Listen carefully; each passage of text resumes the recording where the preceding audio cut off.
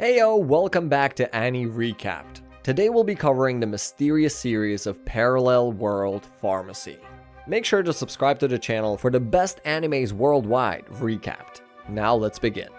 The episode starts with an assistant of Professor Yakutani introduces him to a pharmaceutical company representative to discuss joint research. The professor introduces himself as Kanji Yakutani, and later it is revealed he's a world-class medical researcher. Afterwards, he takes a short break and remembers a flashback in which his younger sister died of cancer, and he decided to develop medicine to help people. He goes into his lab and does some work. However, after completing it, he decides to take a nap. Subsequently, he sets an alarm but dies from overwork in his sleep. However, he wakes up in an alternative world as a young boy named Pharma the Medicis. His mate tells him he was struck by lightning, and he states that he doesn't remember anything. The mate reintroduces herself as Charlotte, nicknamed Lot, and he orders her to remove his bandages. She notices the holy mark of Panactheos on his arm and tells him he is the god of medicine. Later, she informs him he belongs to the Medicis family, an aristocratic house of Saint-Fleuve Empire. She further states it's the house of royal pharmacists, and his father, Bruno the Medicis, holds the rank of Archduke and serves as the president of the Imperial School of Pharmacy. She tells him he has a younger sister named Blanche, and an elder brother named Pal, who's studying at Novalude College of Medicine, the most prestigious one in the world. Much to his surprise, she states that the master has great expectations from both of his sons as practitioners of divine arts, a kind of magic. However, he tells her he might have forgotten how to use it, and she states the ability to use divine arts is the mark of nobility. She further states that he was able to perform the divine arts of water, and if he doesn't remember it, he might no longer be recognized as a noble. Later, Pharma tries to perform the divine arts of water through imagination, but is unable to control it and throws all the water out of his room. He further produces different simple substances and compounds by imagining their chemical structures, but is unable to perform mixtures. He notices that his left hand has substance creation ability and his right hand has substance elimination ability. As long as he remembers the chemical structure, he can produce anything.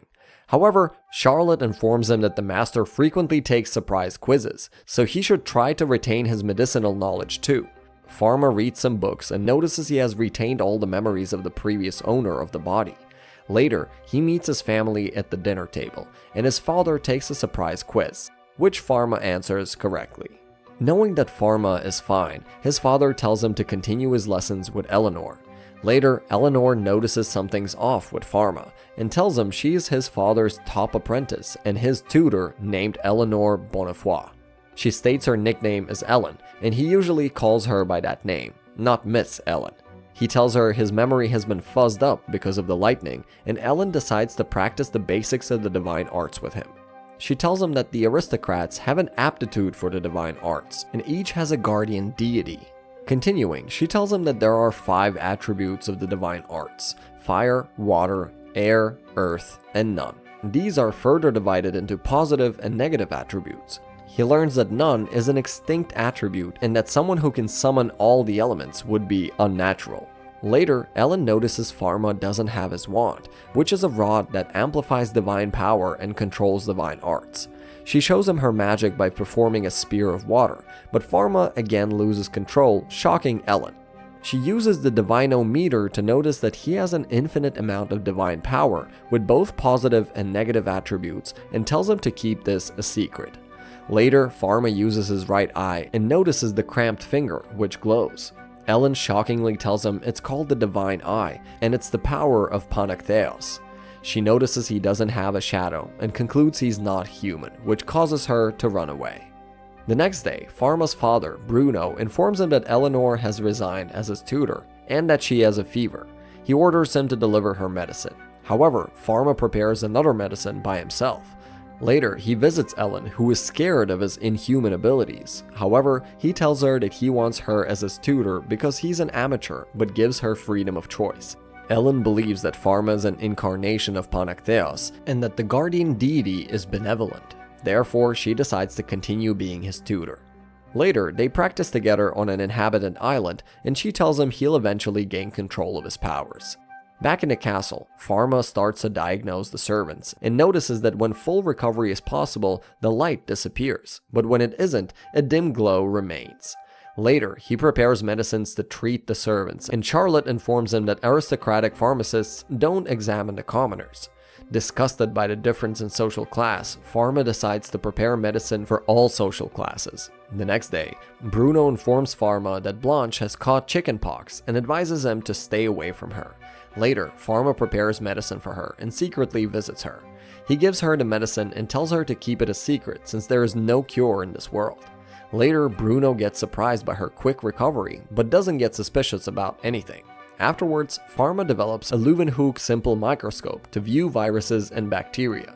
However, Bruno summons him and orders him to assist him in treating the Empress. Pharma notices that Bruno coughs frequently and attempts to diagnose him with his divine eye, but gets interrupted and they leave. At the royal house, Bruno meets the head court physician, who informs him that the lungs of the Empress have become weak. Bruno examines her current condition and tells Claude, the head court physician, that there is no chance of recovery. Later, he prepares an anesthetic potion to reduce her suffering, and Elizabeth inquires about her chances of survival from him. While unconscious, Pharma secretly uses his divine eye to diagnose her and concludes she's suffering from tuberculosis, also known as the White Death. Elizabeth's son, Prince Louis, forcefully enters the room and starts crying over his mother's condition. Distressed by the scenario, Pharma requests that the Empress permit him to treat her. Despite everyone's disapproval, she allows him because she is impressed by Pharma's willpower. Later, Pharma guards his room with ice to prepare the medicine for Elizabeth. However, while he's preparing the medicine, Bruno forcefully breaks the barrier and enters. Furious at Pharma's action, he declares that there is no cure for the White Death in this world, surprising Pharma with his knowledge of it.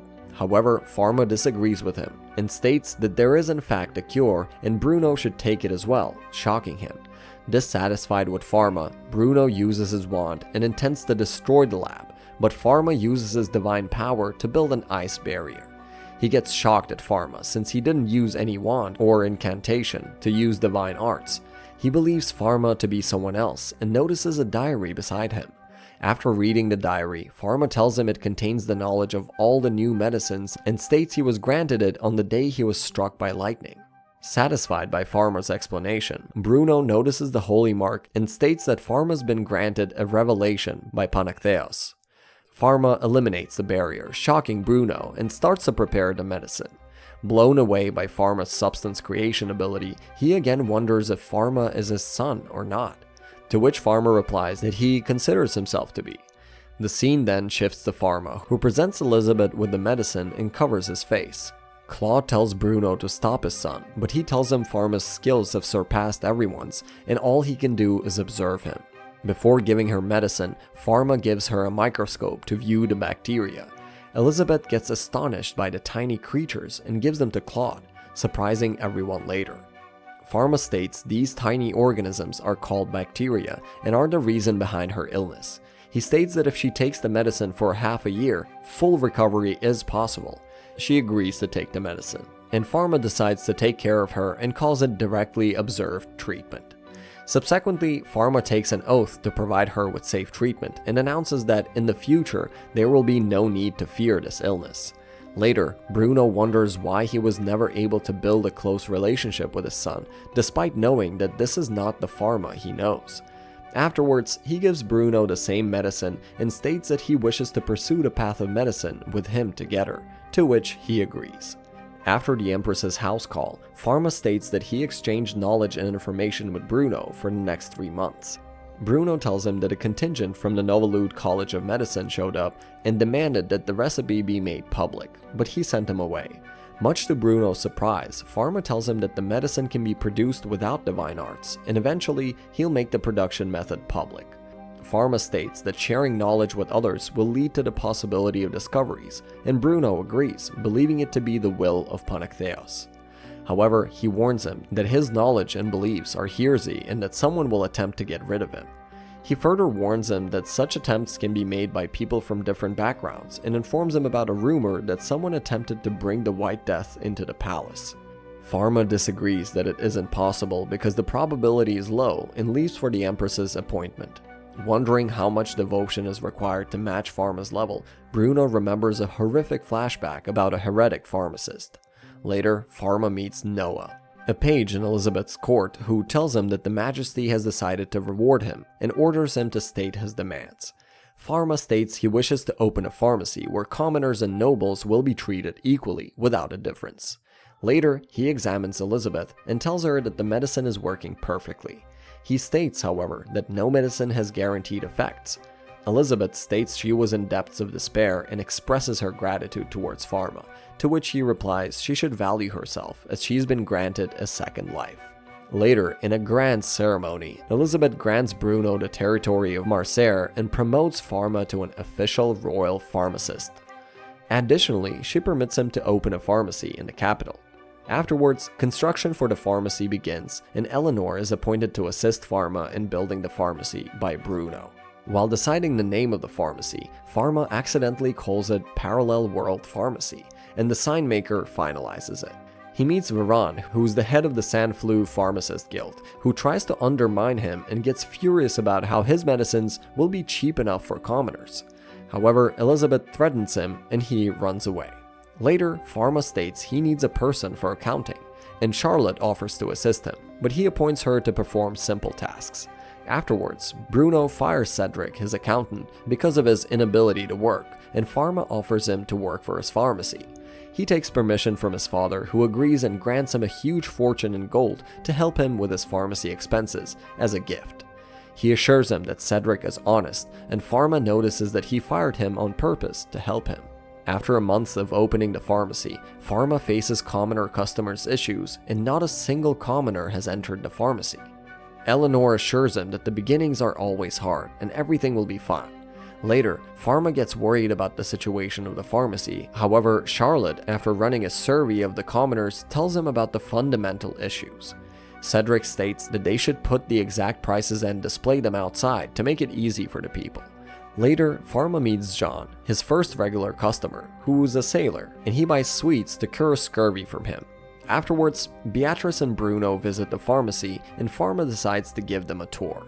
He states that the pharmacy contains 4 floors, with each floor having a specific purpose.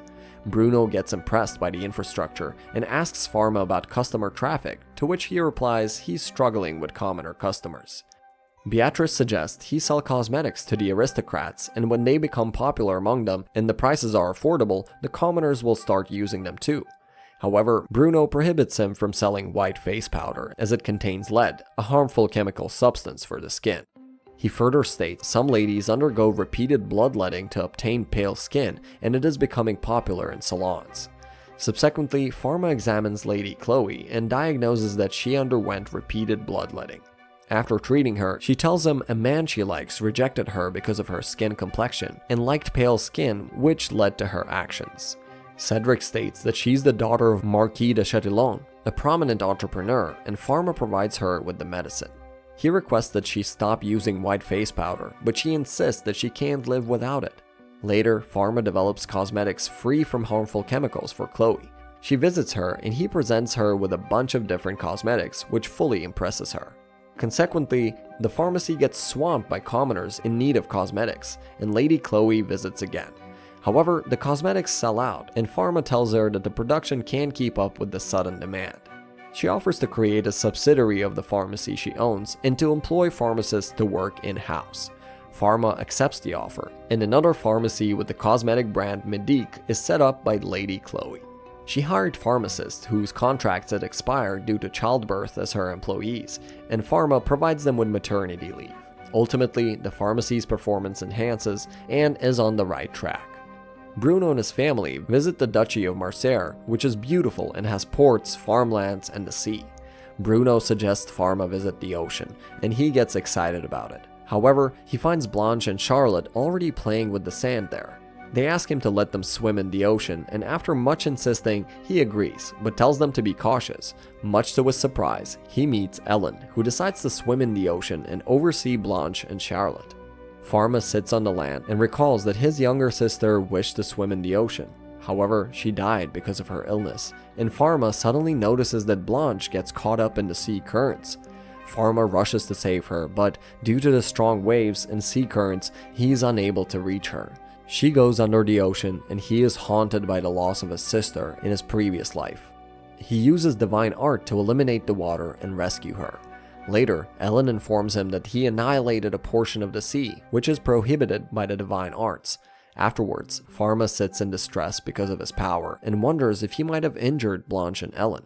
However, Charlotte tells him he made a heroic effort, which calms him down.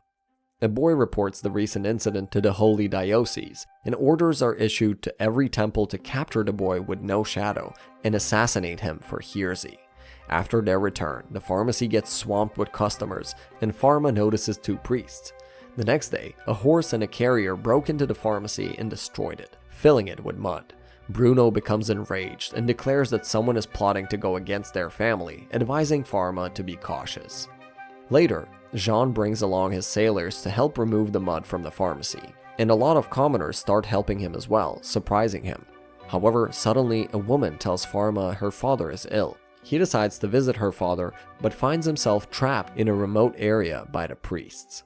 What would happen to Pharma? Would he be able to escape the priests? Make sure to subscribe to our channel and find out in the next video. Peace.